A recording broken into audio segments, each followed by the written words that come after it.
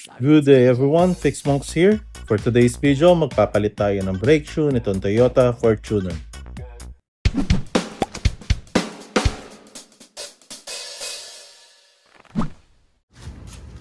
Good day sa inyo.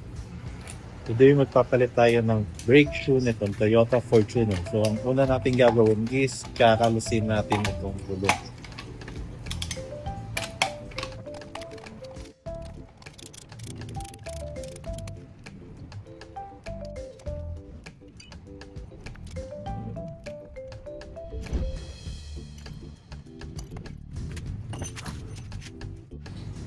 After matanggal ang gulong, tanggalin naman natin itong brake drum. Tanggalin natin itong spring na adjuster.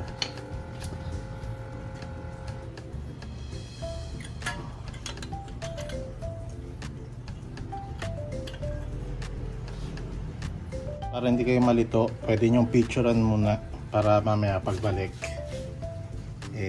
may reference kayo.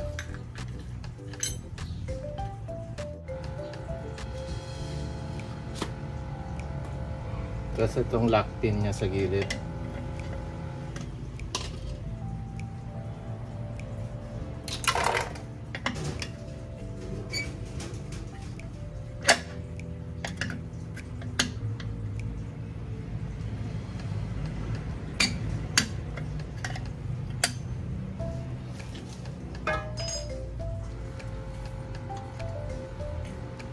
So dito kanya-kanyang technique. So ako, pinipress ko lang to.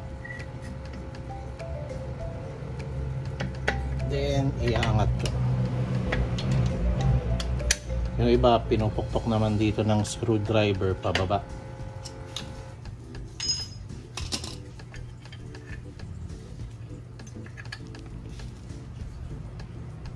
Tabi nyo to, baka mawala ha. Then yung spring dito sa ilalim. So dalawa lang naman yan. Isa dito, isa dito. So isa lang yung tatanggalin natin.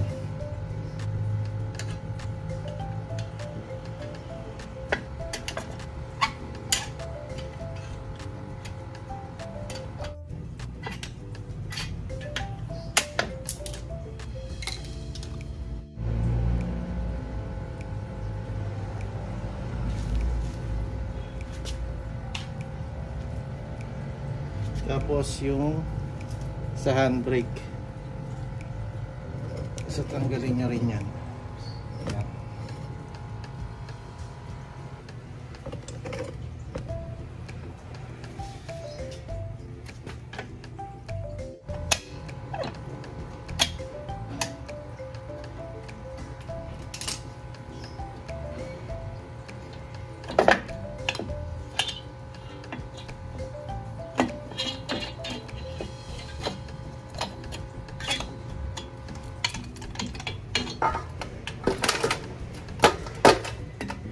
Bago natin i-transfer dun sa bago, tandaan nyo yung pagkakabit nya. So ito tatanggalin din natin kasi then yung spring kung saan nakakabit dun din. Itong adjuster medyo papasok natin to, liliitan muna natin to, then pagkakabit ng bago saka natin na-adjust ulit. Tapos don't forget din ito yung parang alambre na nakasabit dito sa spring. So meron yan sa likuran. Baka ma-misplace nyo kasi.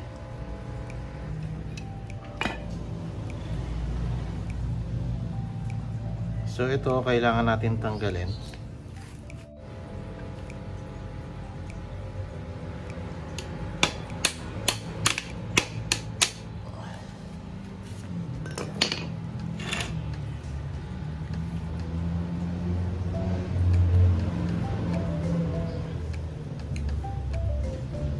Tanggalin natin yung spring. Tandaan nyo din, ito nakasabit dito, this one. Yung kabilang dulo, dito naman.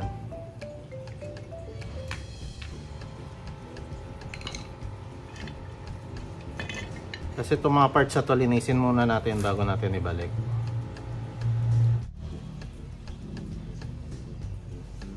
So ito nakakalas pala to. Then ito, pagkalinis nyo, lagyan nyo lang ng konting grasa.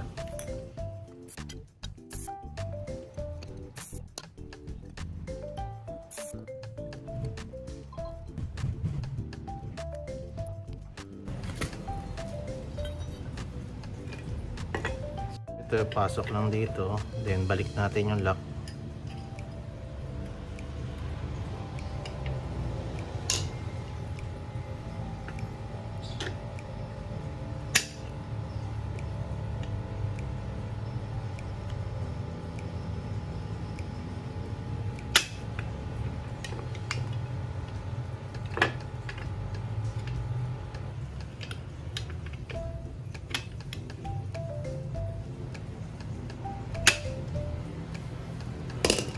Then, itong taas, higpitan din natin. So, kailangan medyo magkalapit sila. Yan. So, long nose lang gagamitin para magkadikit ulit.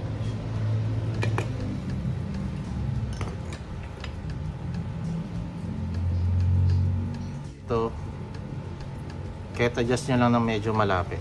So, mamaya ma-adjust naman natin yun.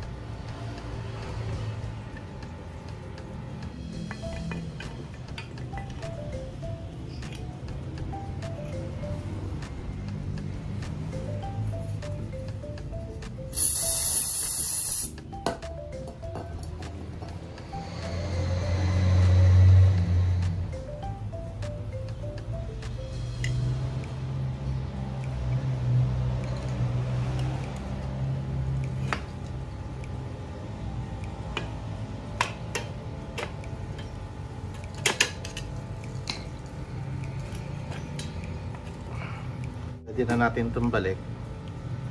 Then yung ibang mga spring and pins, panghuli na yan.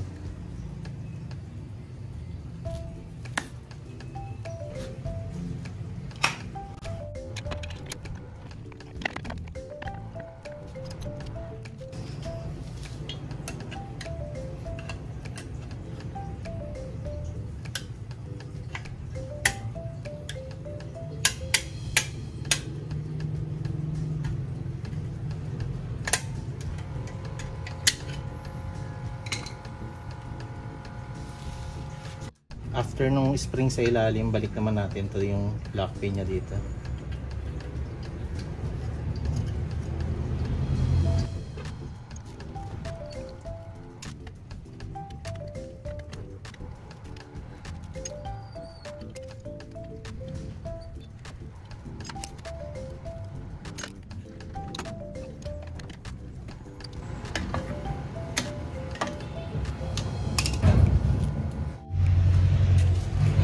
Then adjuster, balik natin.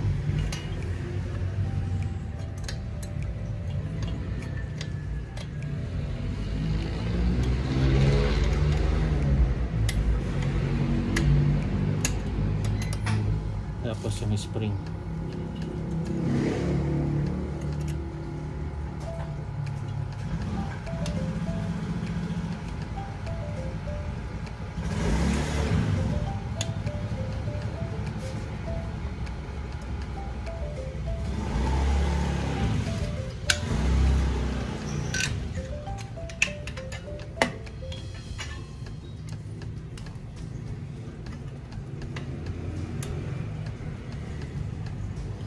Tapos huwag nyo kalimutan yung handbrake.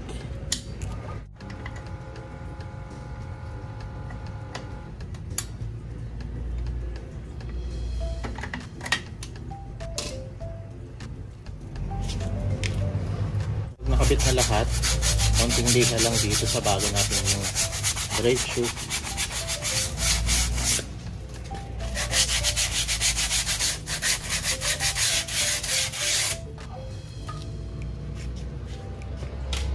Okay, then adjust.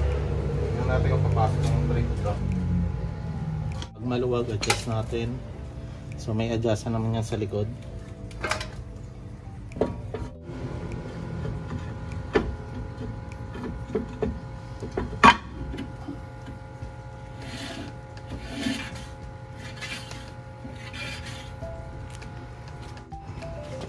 Okay, so ang ginagawa ko is pagkapasok ng brake drum, tatapakan ko lang yung brake sa loob, yung brake pedal, para sumentro yung brake shoe natin.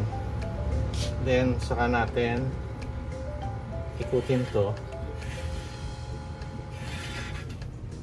So yan, ganyan. Pwede nyo siyang sikipan pa. So medyo malukot pa yan pag. So sa pagsikip, pwede na natin siyang i-adjust dito sa likuran.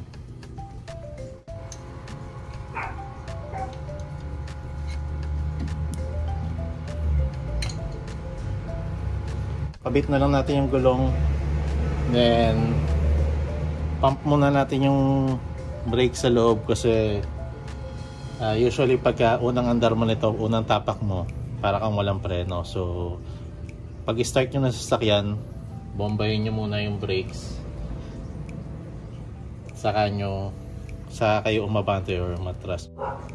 Babalik na yung gulong nito, then tapos na tayo. Ganun lang yung palit natin ng brake shoe. So sa mga bago pa lang na gustong mag-try, suggest ko sa inyo, picturean nyo muna bago nyo kalasin, para at least may reference tayo. Yung mga maliliit na parts, balik po natin. Okay? Hindi pwedeng may magkulang, hindi rin pwedeng sumobra. Kung ano yung inalis natin, yun din yung babalik natin. Sana nakatulong tong video na to. So this is Fix Monks. Kita-kita ulit tayo next video. Thank you for watching, guys.